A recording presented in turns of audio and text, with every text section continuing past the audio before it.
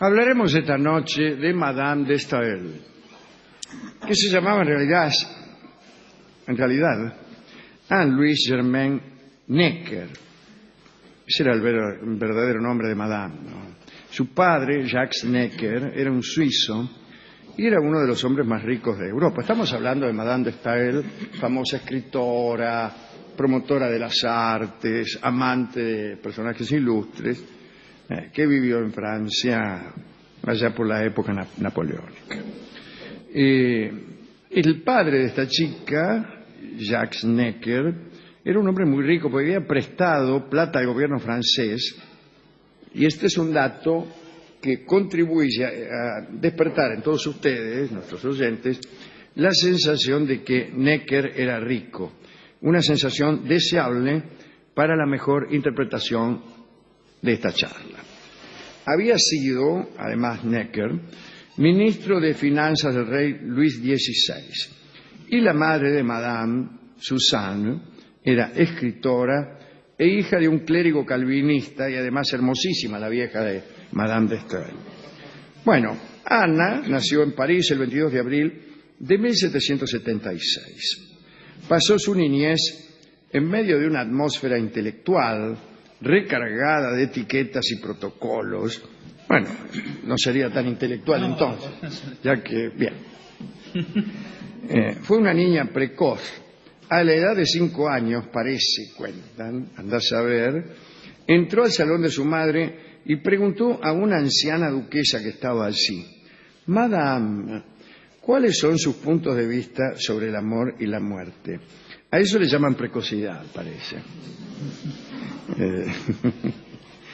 Yo creo que algunos niños que se dicen precoces o que son reputados precoces por sus padres, lo que tienen es una rápida copia de ciertos modismos burgueses. Entonces, el niño que saluda al visitante y le dice: ¿qué tal, señora? ¿Cómo está usted? ¿Por su casa? Y dice: uy, mirá qué niño, qué inteligente, cómo habla. Habla como un imbécil perteneciente a la burguesía de 30 años. Es decir, se apuró a ser un gil. Esa no es precocidad del niño. Precocidad es que se aprendan, por ejemplo, el teorema de Pitágoras o alguna cosa, que aprendan a tocar el piano a los 3 años. Pero que aprendan formalidades, esos protocolos, ese boulevou de la burguesía rápidamente a los 3 años, no es signo de inteligencia y precocidad, sino, pues sí, de precocidad, pero una precocidad que no es una inteligencia la que aparece temprano, sino una moda deplorable la que aparece temprano. ¿Sí? Hay tiempo para ser estúpido, ¿no? Mejor que los chicos se tomen ese tiempo. Bueno, el caso es que a los 14, Madame de Staël, que todavía no lo era, conoció a Erich Magnus, barón de Staël-Holstein, que era 17 años mayor que ella. Parece que era el encargado de negocios suecos en París y era pobre, por muy varón que fuere. A Necker, el papá de Anne, le cayó bien el barón de Staël-Holstein y le compró a este muchacho el cargo de embajador durante 12 años con el fin de hacerlo más digno para su hija. En aquel tiempo vos comprabas el cargo de embajador. Ahora ni siquiera. Al poco tiempo, Anita se casó nomás con Erich, con el barón de Staël-Holstein, y se convirtió en Madame de Staël. Hay que decir que a ella no le entusiasmaba nada ese matrimonio y desde un principio se mostró muy poco entusiasta, ¿no? Estaba también tan aburrida, dice aquí, que se dedicó a escribir.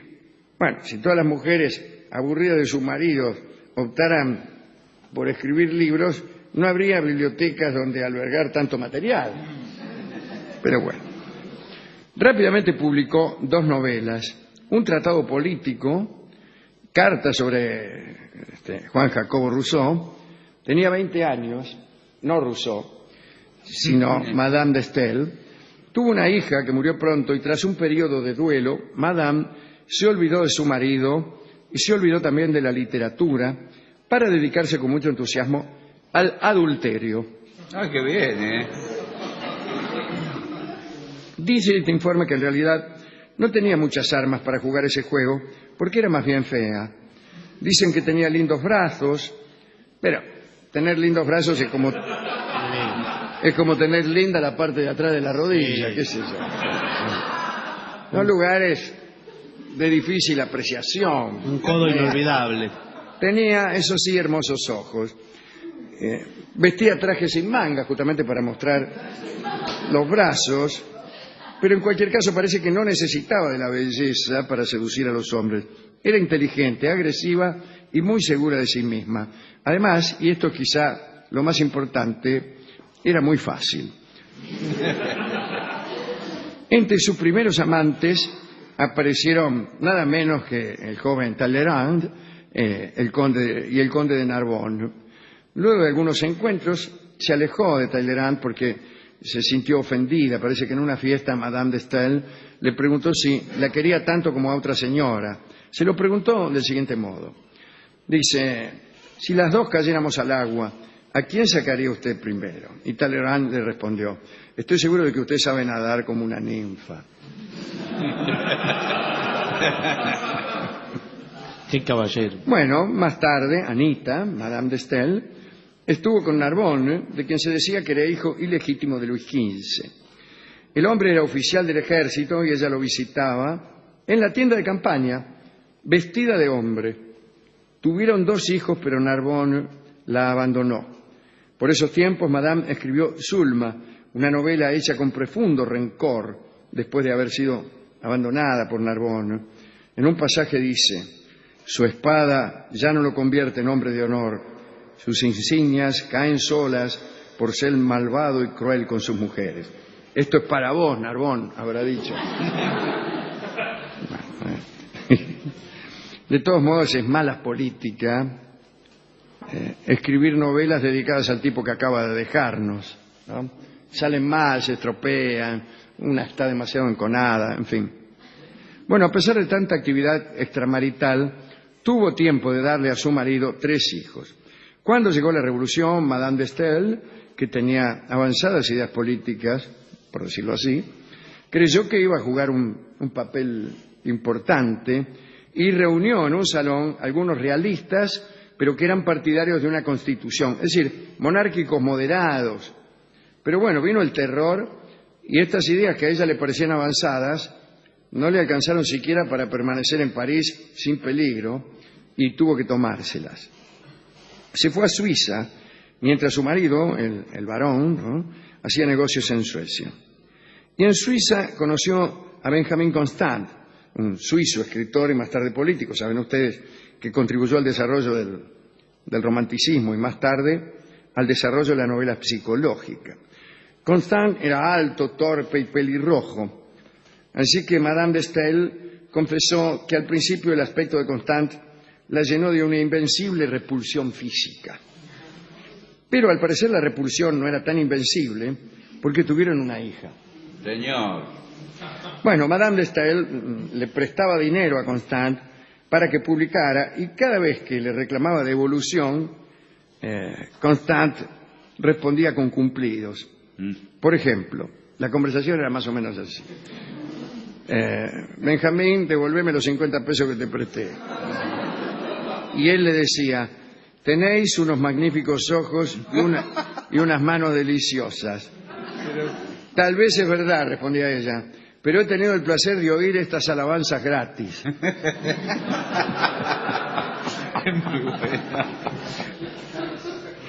Bueno, tiempo más tarde, Madame de Staël se fijó en otro hombre, y ese hombre era nada menos que Napoleón Bonaparte.